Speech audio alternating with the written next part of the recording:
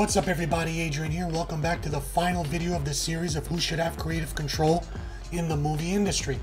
Now in the past videos we broke down the movie hierarchy of the film studio owner, the board of directors, the CEO, the producers, the director, even the talent, the actors and actresses, and how each of them had creative control and some of them had more than they should have. And finally, in this video, we're going to talk about the lowest person on the ladder, which is the screenplay writer.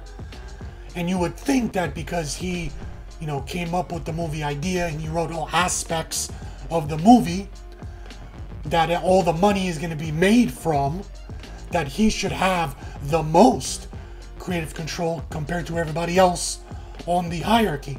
But in fact, the poor script writer has the least amount of creative control, which doesn't make any sense. So we're going to finally answer the question of who should have the most creative control. And in my opinion, it should be the screenplay writer. And I'm going to explain why. So let's get into it. So let's break down the simple definition of what a screenplay writer is and what he's supposed to do. So they practice the craft of screenwriting, writing screenplays on which mass media such as films, television programs, and video games are based on. They're responsible for writing the script or narration, or sometimes drafting interview questions for the director. That I did not know, and it's actually pretty cool. This role largely depends on the type of production, whether that be a film, commercial, documentary, or digital video, all of which may require the screenwriter to work closely with the producing team and director on elements such as mood, setting, character descriptions, and all creative aspects. So it can't get any more simple than that. Now let's try to figure out why this person doesn't have full creative control, which makes sense that they should have. So let's continue. So let's discuss the whole point of this video series of who should have the most creative control. And obviously the answer to this question, I saved the best for last, is the screenplay writer. Now let's use some logic, some common sense, and figure this out. So a screenplay writer, okay, he thinks of the movie idea. Or you could have, a movie studio or a producer go up to them and be like, hey, I want to make a movie. Or a film studio, we want to put up the money for a movie. We want you to come up with a movie. Maybe the, movie studio or producers already have a basic concept and they just give all the, creative aspects to the screenplay writer and say, this is what I want the movie to be about, give me something. In most cases that happens, but in other cases, you just have a screenplay writer who nobody asks him to do nothing. He just decides to write a movie. And then he, mails it to a movie studio, and, the producer there who works there reads the scripts, and if it's the best script he's read that day, he will pass it on to the guy above him, and then they'll decide, yes, I like this script, even though we didn't ask for it, but we like it so much, we're going to turn it into a movie. So, okay, then the screenplay writer, he writes 100% of the script. He might have like other screenplay writers helping him, but they all write the script, okay? Then later when they turn into a movie, then you have those directors and producers and, executives, movie studio executives that want to stick their grubby paws into the script and force the screenplay writer to change everything, which never made any sense to me, because check this out. If the screenplay writer writes 100% of the script, he knows all the characters. He knows how they should act. He writes all the dialogue, so he knows how they talk. So when you have like other, director telling them, well, I want this character to do this instead of what you wrote down. Now the screenplay writer is going to be like, wait a minute, you know nothing about this guy. I spent years or a year or months or way more than you ever did developing the backstory. Like, they know these characters like the back of their hand. They actually put the blood, sweat, and tears and used parts of themselves and stuck it into these made-up characters. So they know, what the character is going to do, how he's going to say it, what he's not going to say, how he's not going to act, despite the director or producer or the movie studio saying, even though he is supposed to do this, we don't want him to do this. We want you to change how he talks, how he walks, everything, because we know better, even though we know nothing at all. So that's what I never understood, why it doesn't make any sense that all these people, you heard the expression, too many cooks in the kitchen. Well, what if the other cooks in the kitchen don't know how to cook scrambled eggs, don't know how to boil water, but yet they're telling the master chef who spent years and years, writing this screenplay, how all of a sudden how to boil water? Makes no sense.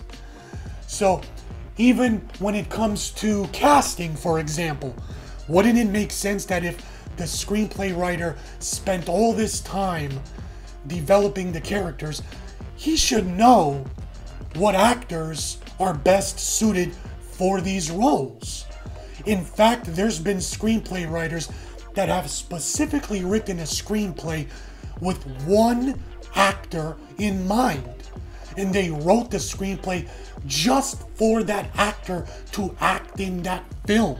But then the movie studios are like, he's not popular enough, or we need someone to draw more money, or someone who's hot at the moment, and then they pick somebody else who doesn't fit the character that the screenplay writer spent all this time focusing on that specific actor he wanted.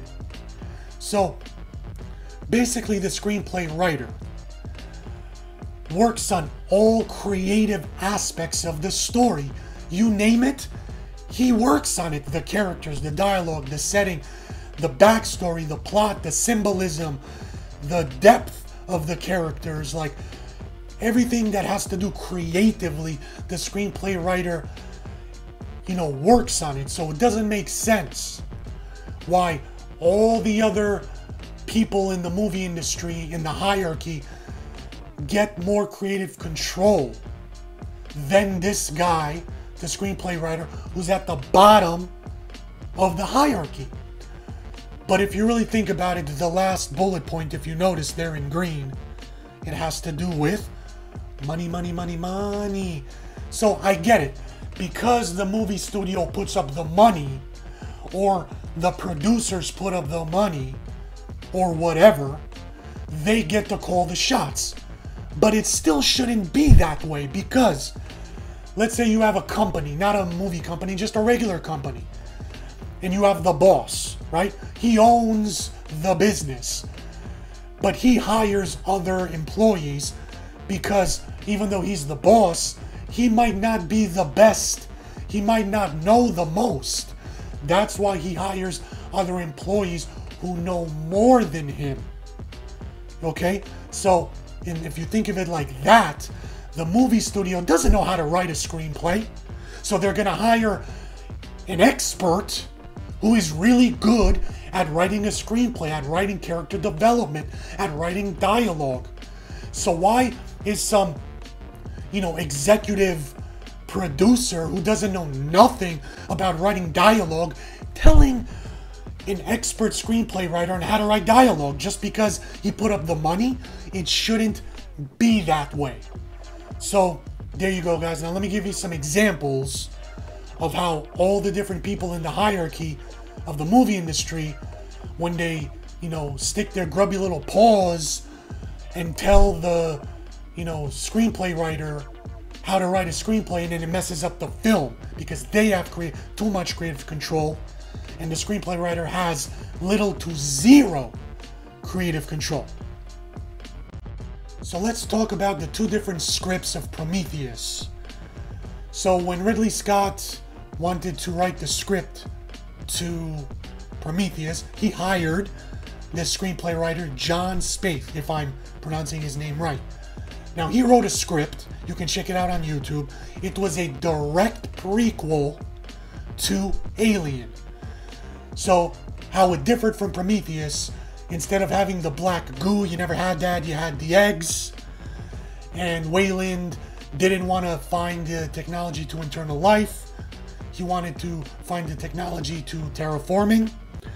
And you're going to find out about the space jockey, that big, gigantic creature in the chair. You're going to find out how he got in the chair, what bursted out of his chest. It was supposed to be a xenomorph. And all the questions were going to be answered, leading straight into Alien.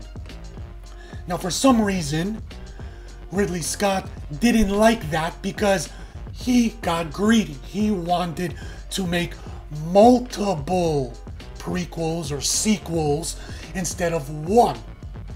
And then he, in interviews, he's like, well, it got more into like the religious aspect. That's when he's talking about when he hired Damon Lindelof, which I'm sure you heard about him. So because Ridley Scott didn't like the first screenplay by this guy John, he hired Damon Lindelof to write an alternate script. So basically, he got rid of John Spaeth, but he still kept the script. And David Lindelof just, changed some aspects, like he got rid of the eggs and put in the black goo. He got rid of the terraforming thing and put in that Weyland wanted to know the secret to eternal life. And then he said, forget the space jockey, he's just a guy in a suit.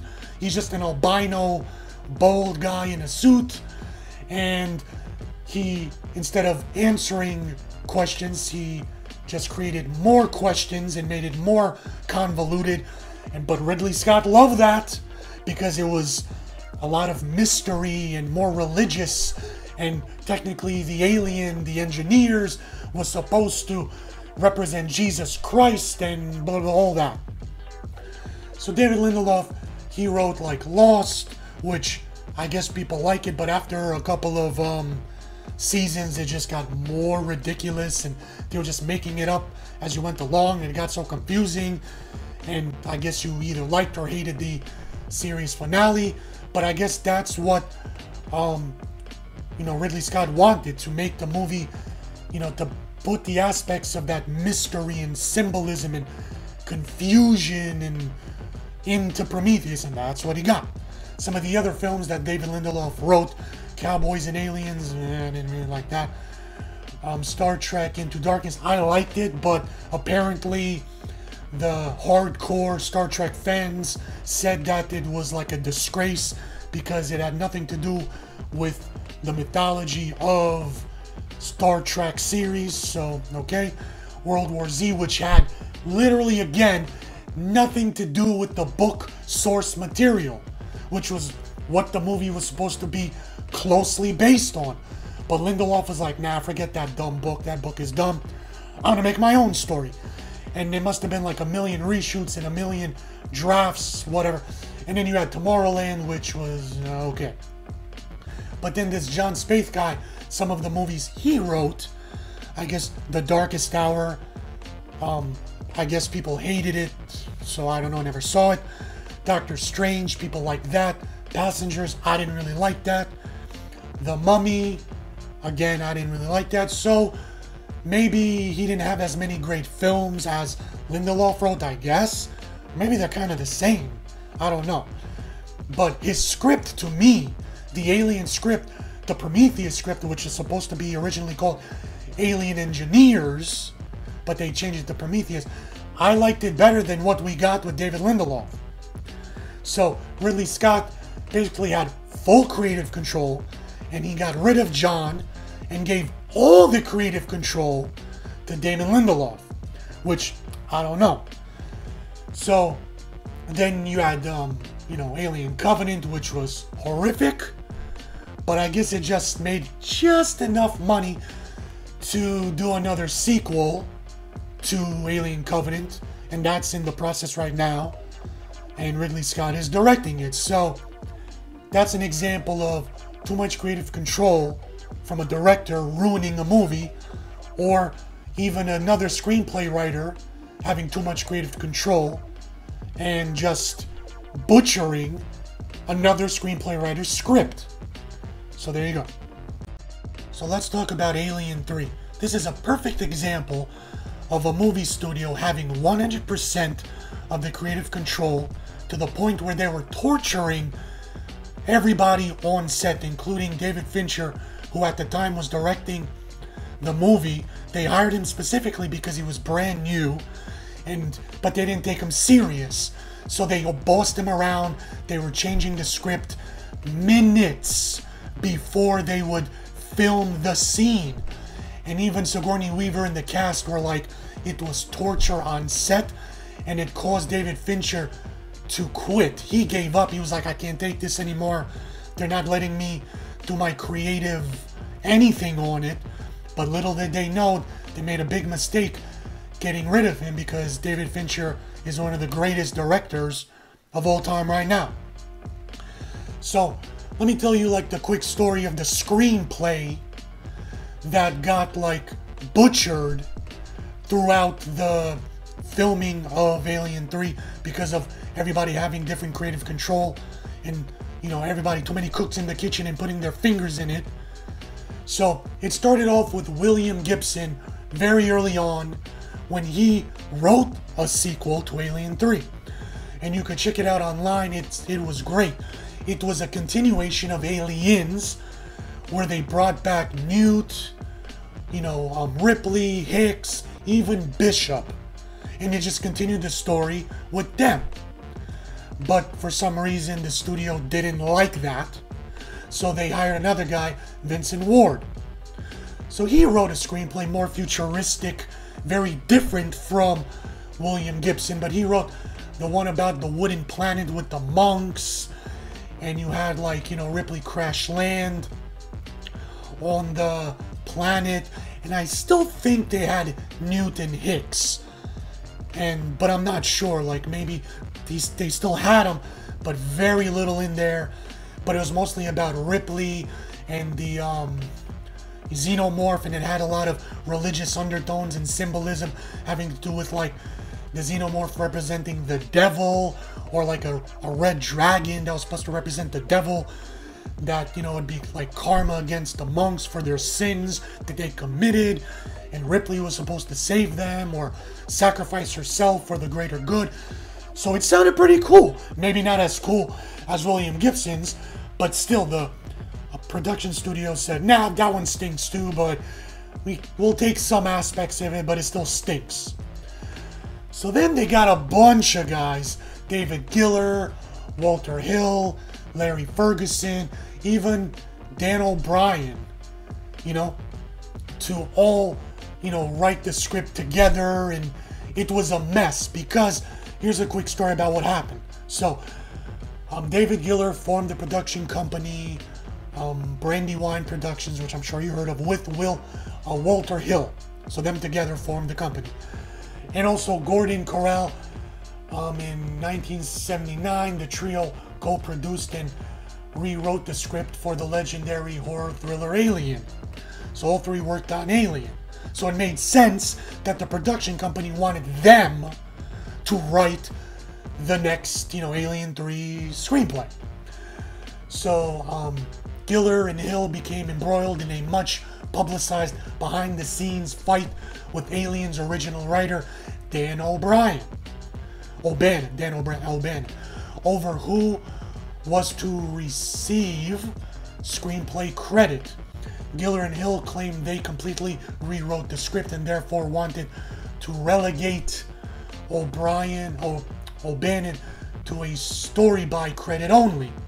O'Bannon claimed they did little more than change the names of the characters and dialogue. Ultimately, O'Bannon was the only one to receive credit for the screenplay in the final film, alongside a story by co-credit with Ronald Shusett. I'm not sure how you say it.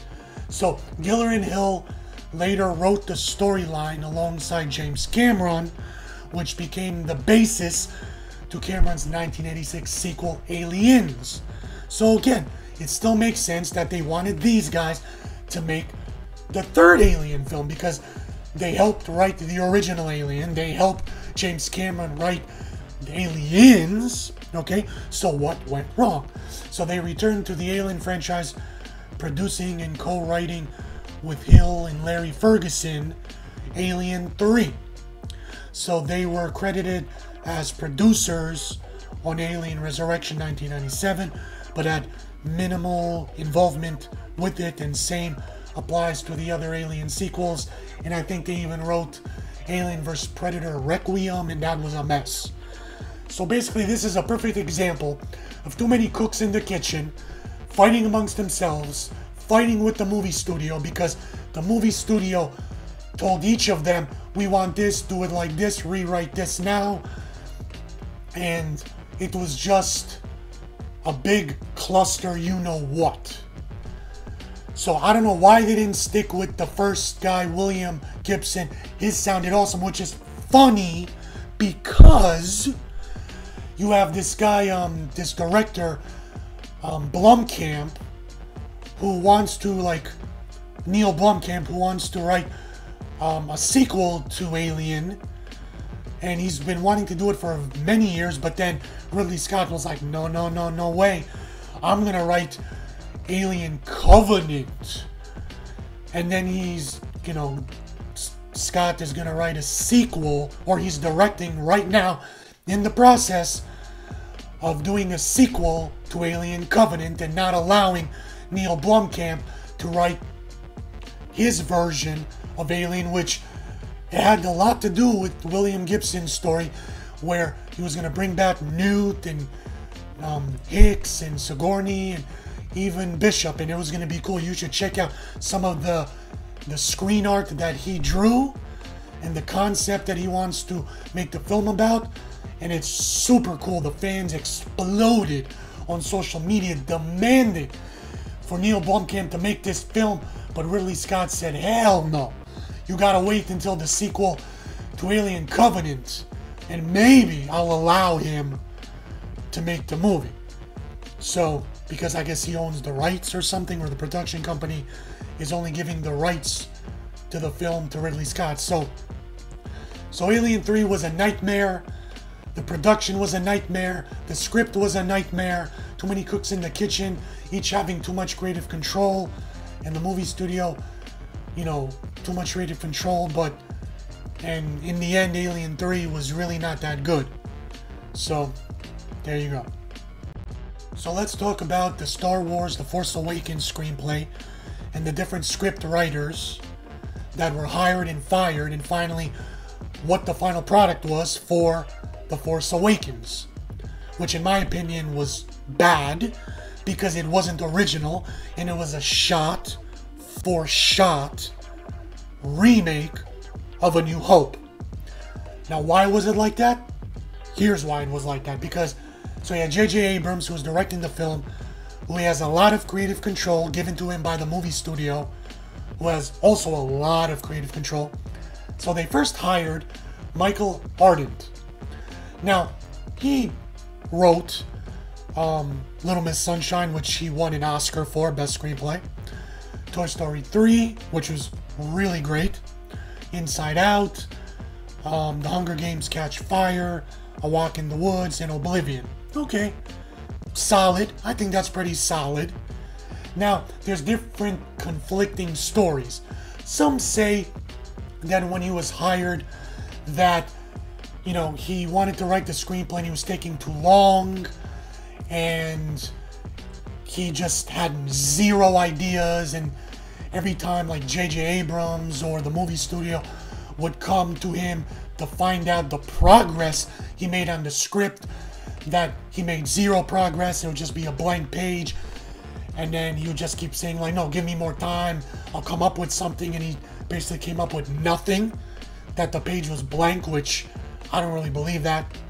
There's another story which is more plausible, which makes more sense, that he was writing the screenplay and it was really, really, really good.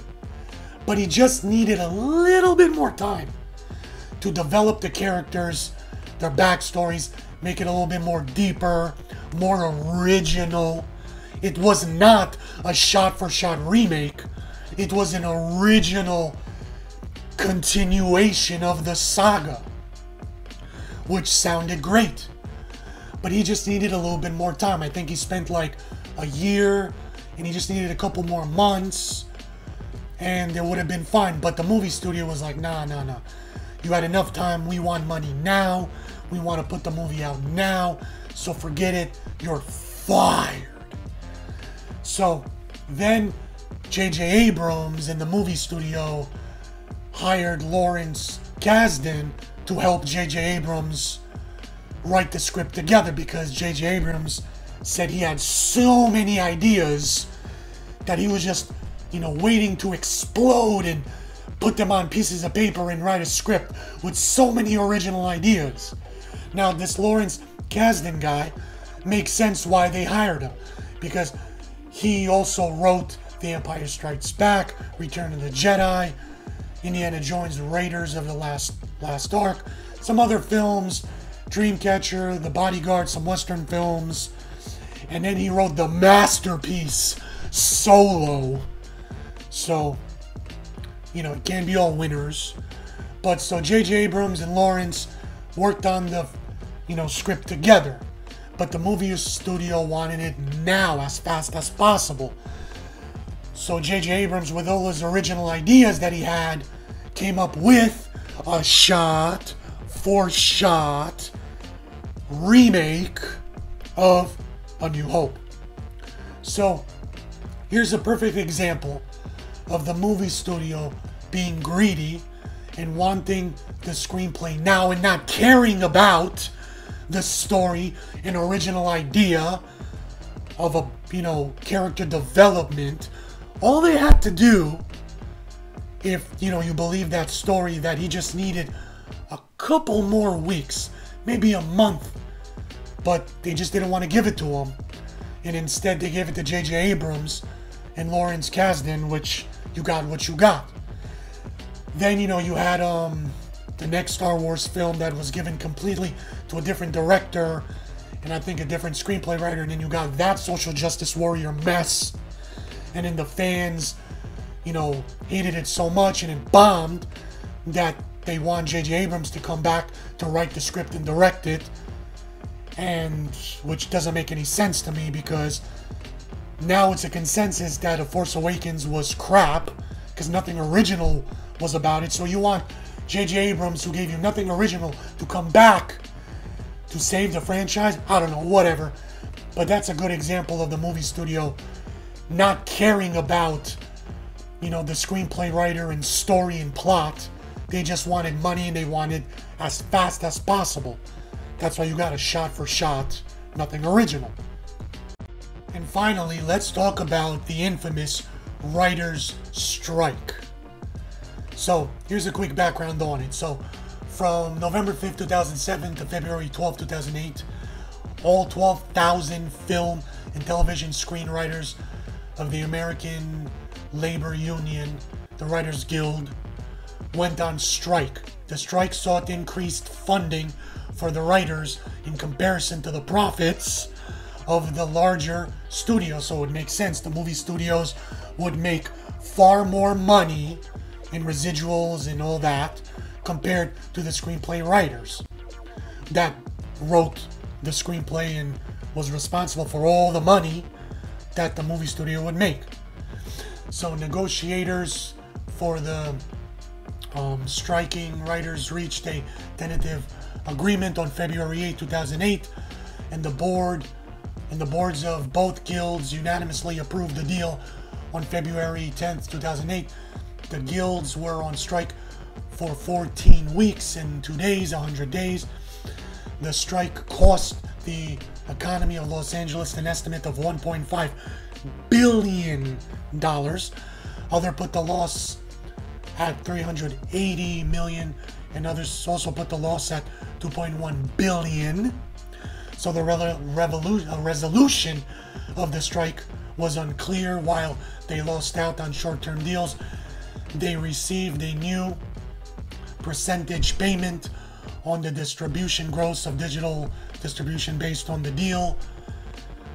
And basically that the screenplay writers got a raise and more distribution residuals, kickbacks, compared to the movie studios that would get the majority of it. So why do I bring this up?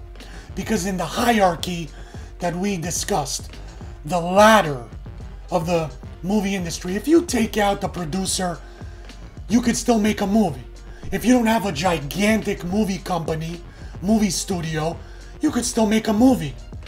You could just have a person who, goes online asking for crowdfunding with a bunch of his friends, who one of them happens to know how to write a great script with character development, and if they get enough money donated to them and they buy a crappy camera, they can make a movie without all the producers and directors and greedy movie studios and super famous actors and actresses to star in their film, and then a bunch of film students that get together, raise enough money, shoot a film, put it on YouTube, and it gets traction, and they're like, wow, we gotta give you money to make an entire film.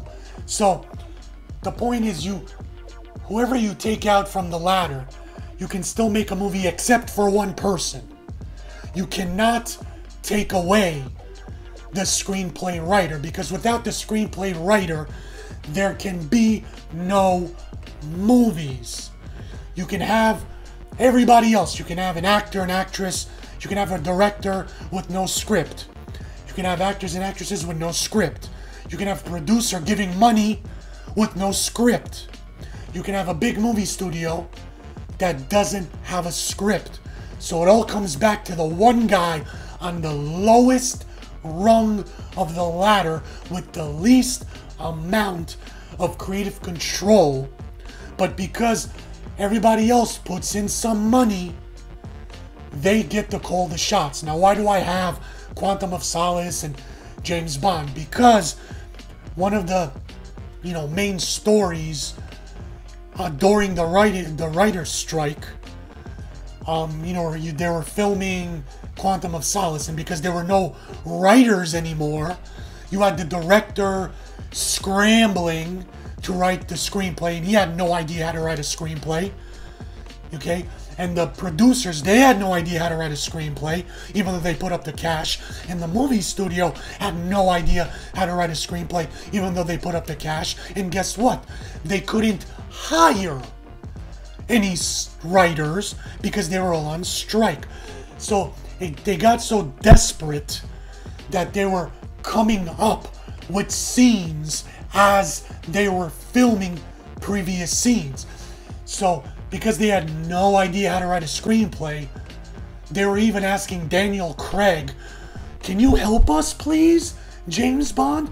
What should your character do in this scene? What would he say in this scene, in your opinion, Daniel Craig? And Daniel Craig in interviews were like, hey, I just get paid to read the dialogue. I don't know how to write a screenplay. I don't know what I'm doing. I'm just there to look pretty, jump around, kiss the girl, say my lines, and then go home and cash my paycheck.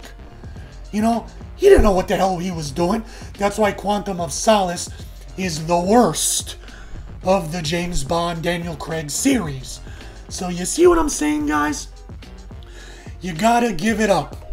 You gotta clap for the screenplay writer, because they are the most important.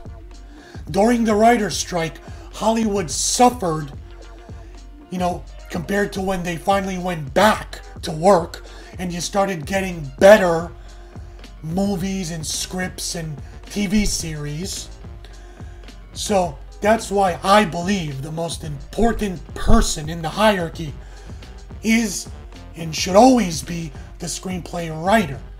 He should get the most creative control, and directors and the talent, actresses and actors and producers and movie studios should hire them and stay out of their business and stop telling them to change the dialogue and the characters that they spent every waking hour, blood, sweat, and tears in developing those characters and their backstories for you to care about them. So that's the conclusion of the series. I hope you enjoyed it. Don't forget to like and subscribe. Until next time, thank you so much, guys. Thanks everyone for watching. Please like, share this video, hit me up on Facebook and Twitter, comment down below. Please subscribe and hit the notification bell. And also don't forget to check out my other videos. And until next time, remember my motto, where story comes first.